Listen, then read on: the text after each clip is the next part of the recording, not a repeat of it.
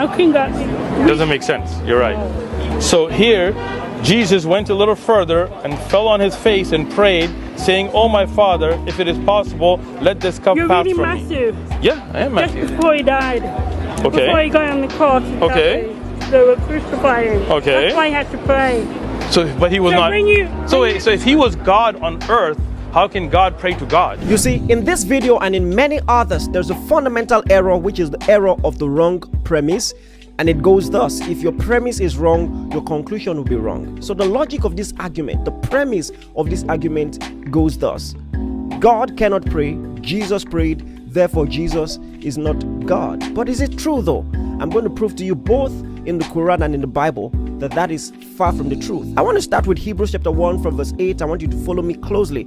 In verse 8 it says, "But to the Son, he says, God says, your throne, O God, is forever and ever. The scepter of righteousness is the scepter of your kingdom." So listen, we see God praying to Jesus. What does it mean to pray? It means to communicate with God. And by Jesus being called God, it means that God was communicating with God, which is the Trinity argument of the Christian faith.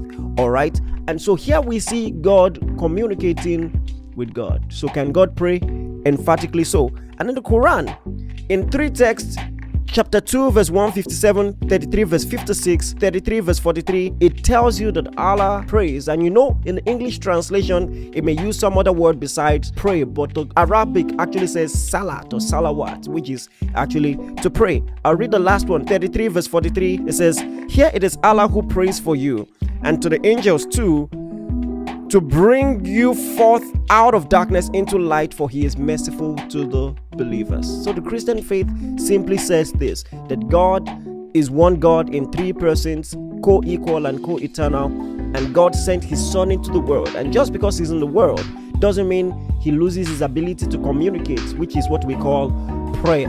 And in fact, if you're having a problem with the fact that Jesus prays and you think that because Jesus prayed, he therefore isn't God, think about it. In the prayers that he made, are these the words of a mere man? Look at John chapter 17, for instance. Jesus is praying here.